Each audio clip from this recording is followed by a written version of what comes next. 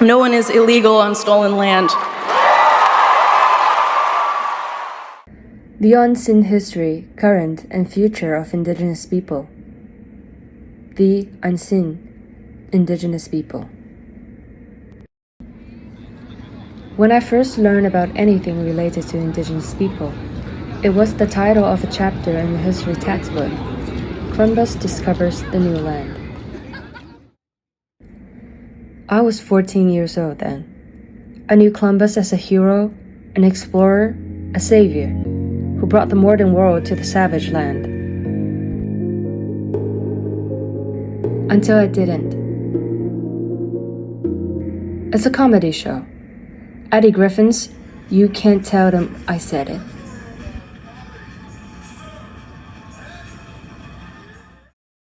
They had audacity to call a Mexican a wetback. They crossed a river. White people, y'all came on a boat. Crossed an ocean.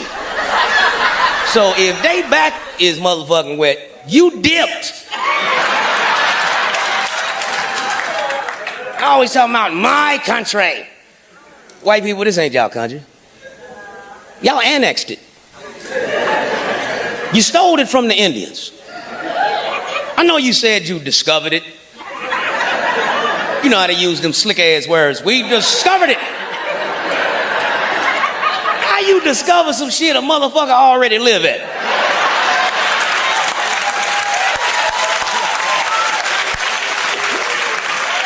Using that analogy, when I get off stage, I'm gonna discover somebody's car.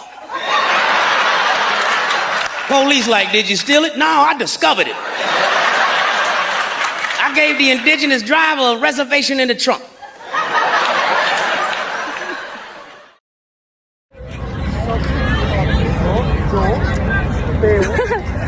So we're doing an interview now? This is actually a very good friend of mine, currently freshman, and she's also an NYU student. Do you know about land acknowledgement? It actually should be on your syllabus. What? Wait, say that again. It's called land acknowledgement. Land acknowledgement. Yeah. Okay. Looks like you don't know that. No, I don't know. Okay. So what's that? So it is, okay, let me read this concept to you. It's a land acknowledgement that is a formal statement that recognizes the indigenous people who originally lived on, cared for, and maintained a relationship with the land, where an institution, like our school, Got it. an event or a community is now located. It's just like an announcement that we're currently on their land. I really don't know that. Yeah, right. That's enough.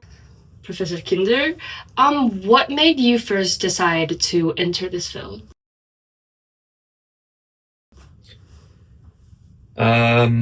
If by the field you mean like Indigenous studies more broadly, I entered into the field kind of circuitously, I would say, which is I was first interested in oil and pipeline politics in Western Canada, specifically. And being Indigenous myself, was kind of alert to the ways in which resource extraction, and particularly oil and pipelines, the kind of territorial politics behind those. But it wasn't really, until I spent a bit more time on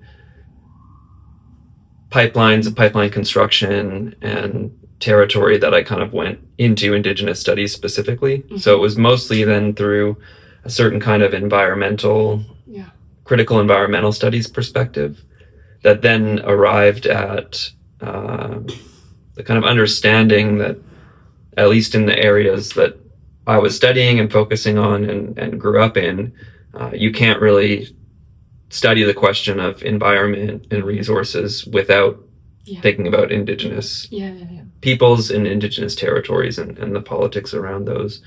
And so as I kind of got more interested in that dimension of things, so from broadly a kind of cultural studies perspective on environment and resources, then into more Indigenous studies, those two kind of merged together in my field of view. And so I spent a lot more time on understanding kind of like the history of settler colonialism and land politics, but then also the kinds of modes of resistance and kind of relationships to land, particularly from Indigenous peoples, generally in the context of resistance to extractive projects.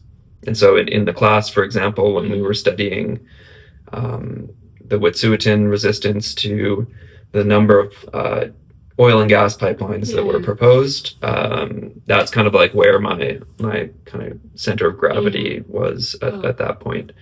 And then from there, more broadly interested in kind of questions of futurity and land and territory and resources. And It's like that film we watched, the Intai. Yinta, Yeah, that's right. Yeah, and then so that film kind of covered the like last 15 years or whatever it is of that particular indigenous nation and their kind of reoccupation efforts.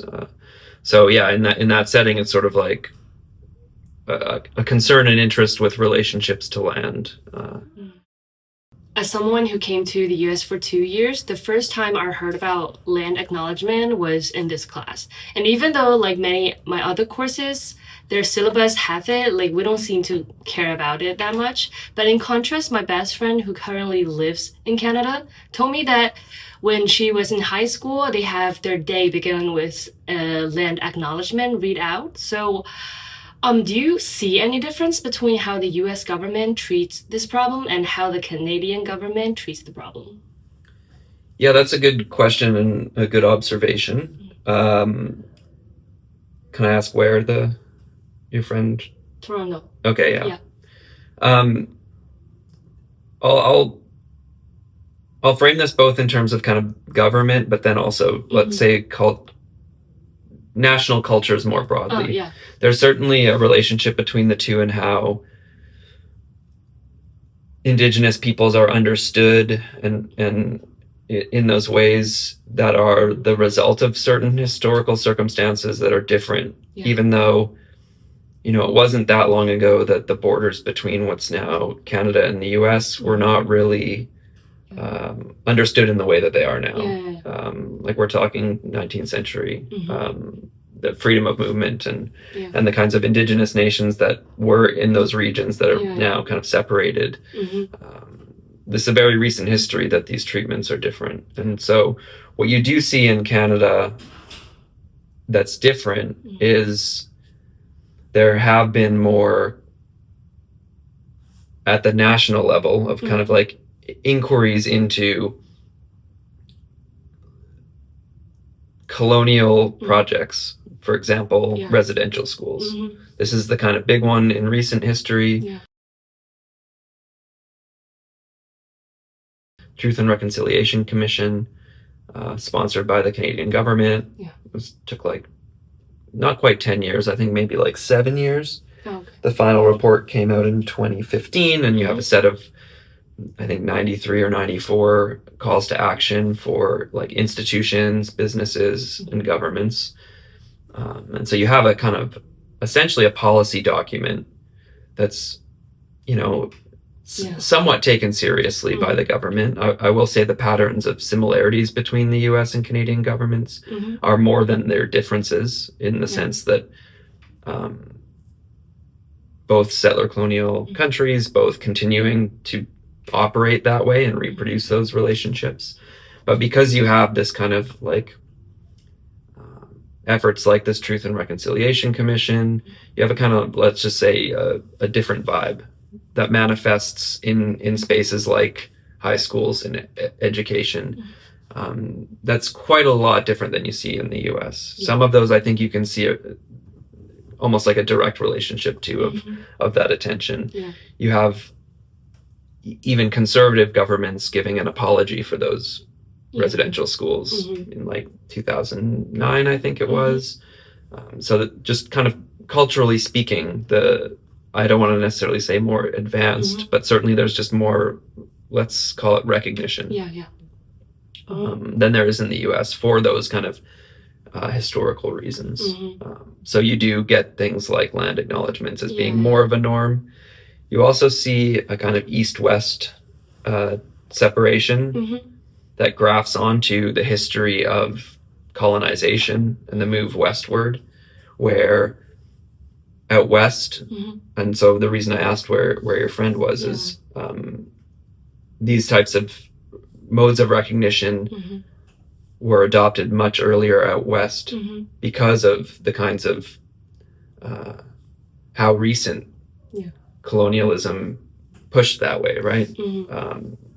Out east, you have a much kind of longer history of settlement, and so there's more of a kind of forgetting of that context, whereas it's much more fresh out west, and so there's more of like a push to do these sorts of things. But even so you see then the regional differences between Canada and the US, and then you see the differences even within Canada, east-west. And so somewhere like Toronto was not really doing those land acknowledgements until relatively recently. Okay.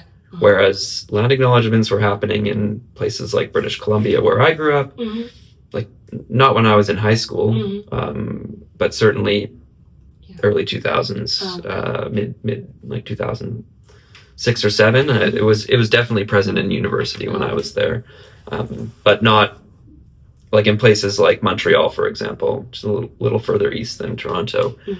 Land acknowledgements are still, I think, a relatively recent. I also think there's a similar east-west situation in the US. So even though maybe the US is further behind in that way, out west you would have much more attention in places like Oregon and Washington than out here. And so that is explainable by different kind of like governmental policies that influence culture and the ways that culture influences government policies. Yes. Because, like, I know there's, like, a Columbus Day here in U.S. So is there's the same, like, day in Canada? There never was a Columbus Day. Canada doesn't have that same valorization of Columbus that happens here. If you look into the history of the Columbus stuff, I think in the U.S. you see it as a real push from the Italian American community as a kind of, like, way of asserting a certain kind of presence in the country, and that isn't the same in Canada. We do have like an Indigenous Peoples Day on a different day though, September 30th, I believe it is, and I don't actually even know what the significance of that date is exactly. Or hold on, there's two dates. September 30th is one, and then there's one in June. The 20th, I think. That one is definitely called Indigenous Peoples Day. The one in September is a more recent one that had something to do with residential schools specifically. But in the US, you have it's kind of a flashpoint because at the state level, some states have said, oh, it's Indigenous Peoples Day. And then there was never a full, I think, national adoption of that, although it was tending towards potentially doing that, I think, under Biden. And then now there's a kind of pushback and tension between those states that adopted Indigenous Peoples Day and then the kind of federal positioning around Columbus. So Columbus is an interesting figure in that way of kind of like, never really actually landed in what's now the US, but then is leveraged as this kind of major figure of discovering the continent, so to speak, that then certain political energies get kind of like filtered through him as a way of asserting a particular kind of settler colonial positioning that also interestingly then has this connection to the Italian American community. So that's it. Thank you for taking the interview. And no problem.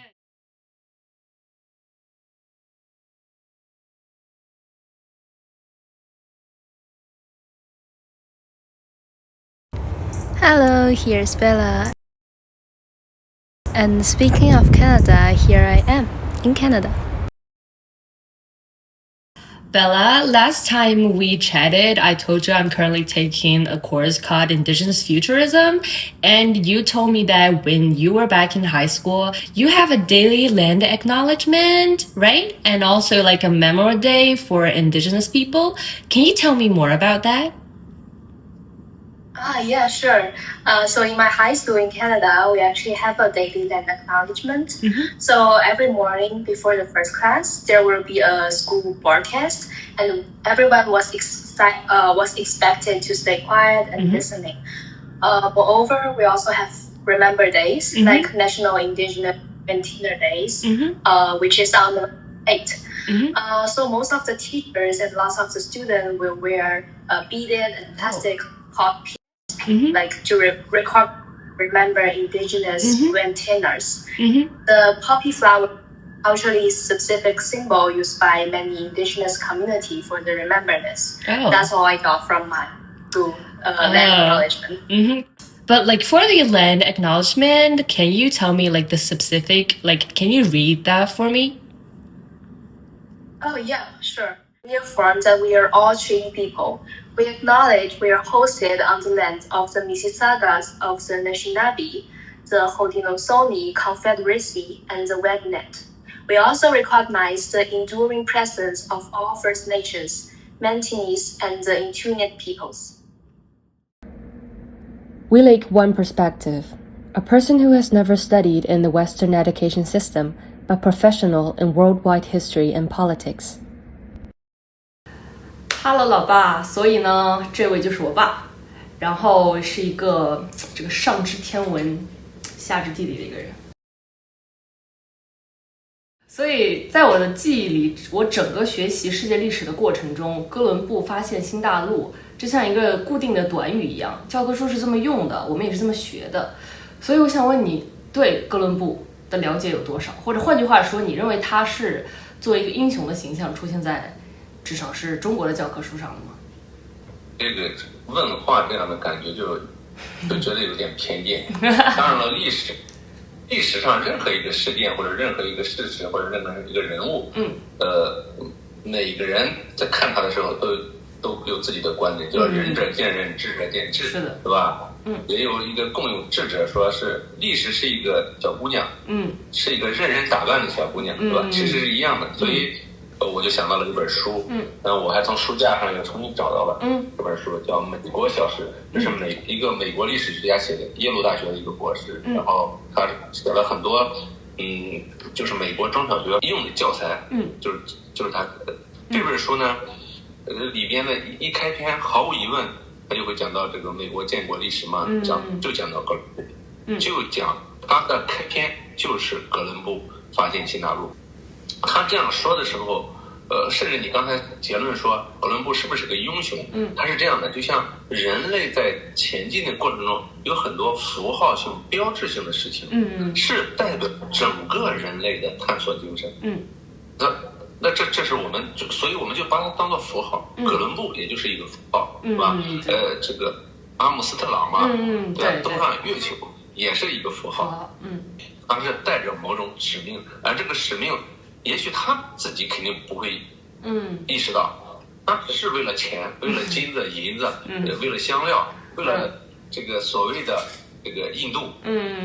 我们的印第安这个翻译哪儿来的？就是哥伦布说我一定要找到印度，我要从相反的方向去找到印度嘛。所以他是代表了某种人类精神，所以他就会永远的被人记住。你对美国原住民有什么了解吗？就是像国内有任何的材料让你对他们会有印象吗？这个事情呢，其实总体上国内我们在介绍印第安的时候，是把它放到和美国历史啊，甚至是殖民史啊、侵略史啊，放在一起去讲。那个和所有的这个史料一样，对于弱者的描述，对于失败者的描述很少。对的，是这样子的。我们去看了，我们这个过年的时候不是特意到了那个曼哈顿那个叫印第安人博物馆，对吧？去虽然是只花了1-2个小时，草草而过，但是即便如此，你又能看到什么呢？是的，对我总体看下来的感觉是一个淳朴自然，一个什么美好的生活。但事实是什么？事实是一部血泪史呀。是这样子。In Chinese, Indian is in direct transliteration of Indian. the sound traveled almost unchanged from one language to another. But the meaning carried a mistake. Indian is also the word used to describe people from India. So when I first learned this word, I naturally thought there must be a connection between indigenous people in the Americas and India. Of course, there wasn't. There was only a wrong journey on the ocean in the 1500s, coming with a wrong assumption and a name that refused to disappear. Columbus wanted to reach India. He did not. Yet, because he and other Europeans believed they have arrived in the land of India, they called the indigenous people of the Americas Indian. The mistake was made once, but it echoed for centuries. It entered maps, books, classrooms, museums, laws, and everyday speech. A historical error became a name. A colonial misunderstanding became knowledge.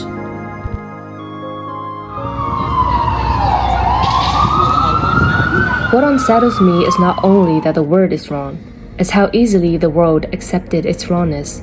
No one seemed to feel an urgent need to correct it. Every child who hears the word may wonder why these people are called Indians. Every child may assume that there must be a relationship to India, but then we grow up. We learn that it was a mistake, and somehow we are expected to move on. As if knowing the mistake is enough. As if a name doesn't matter anymore once it becomes familiar. This actually reminds me of another misunderstanding from my childhood. I used to know that there's a lot of South America countries, they speak Spanish. So I thought Spain must be in South America too, until I said it out loud to my friends and they laughed at me. That's the time when I knew Spain is actually in Europe. Why? What had to happen for so many people across an entire continent to speak the language of a country across the ocean? What happened to those many languages that were already there, rooted in different lands, communities, memories, and ways of living?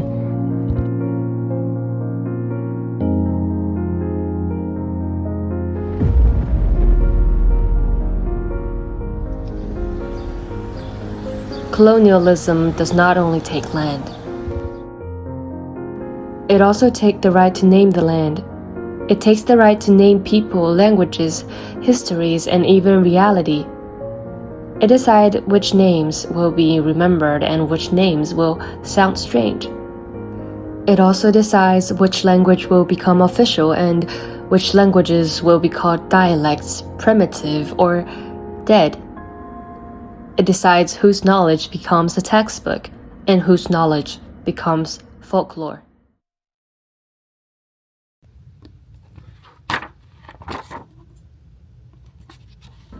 Western-dominated textbooks, archives, academic writing, media, search engines, and now even AI all participate in this process. They collect, organize, and present knowledge as if it's neutral. But knowledge is never innocent. Even science, which claims to be objective, has never been fully outside history. Science itself can carry the fingerprints of power. For centuries, fields such as science, astronomy, medicine, and art were shaped largely by white men. They were treated as the universal observer of the world. Their bodies became the default bodies. Their questions became the important questions. Their discoveries became the official discoveries. Back in class, there was a class material, an indigenous feminist take on the ontological term, by Zoe Todd. The article is saying that if you look at the struggles of indigenous communities through a feminist lens, you start to see a bigger pattern of how marginalized voices are treated. It's not just about race or just about gender. It's about how certain kinds of knowledge are constantly being pushed aside. Like, why is it that things women discovered or created in history often end up being credited to men? And similarly, why is knowledge that indigenous people have been using for generations suddenly became new and progressive theories once white male scholars put a name on them? It's really the same kind of problem, a system that decides whose idea counts and whose don't.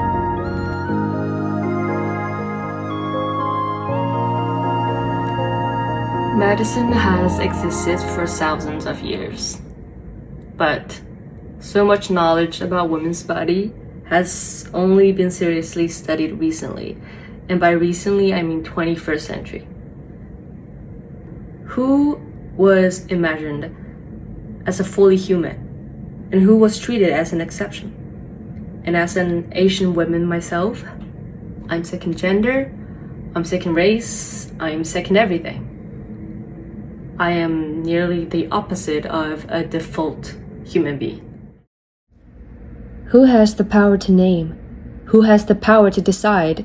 Who has the power to be remembered as the discoverer instead of the discovered?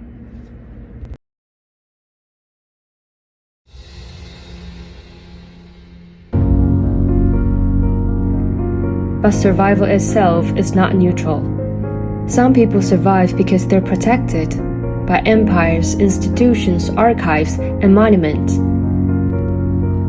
Others survive by being misnamed, displaced, translated, erased, and then forced to explain themselves inside someone else's language. This is what Jean O'Brien critiques in her discussion of firsting and lasting. Dominant histories often describe indigenous people through the language of disappearance. They love the word last, the last tribe, the last speaker, the last survivor, but this word is dangerous. Last turns living people into endings. Indigenous people are made into symbols, and symbols are easier to mourn than to be listened to. This is why the contrast between civilization and savagery is so violent. It teaches us to believe that Western knowledge is modern, rational, and universal, while indigenous knowledge is ancient, emotional, and local. It makes us believe that epistemology and ontology belong in universities, while relationship with water, salmon, berries, land, and animals belongs in myth. But what if that division is the problem? What if the knowledge we dismissed as primitive was actually a way of surviving with the world rather than conquering it? Human history is often told as the story of countries colonizing other countries. But maybe now we're watching the same logic expand further. After colonizing people, languages, and land, humans are colonizing nature itself. We name it, divide it, extract it, then we manage it, sell it, and call this progress.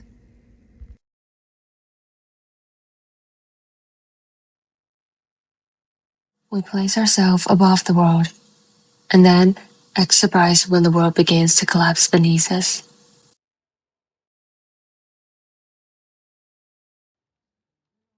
The things I know aren't easy. I'm the only Native American on the 8th floor of this hotel, or any.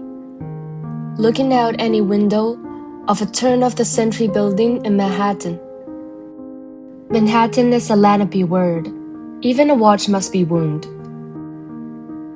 How can a century or a heart turn if nobody asks, where have all the natives gone? If you're where you are, then where are those who are not here? Not here. Which is why in the city I have many lovers. All my loves are reparations loves.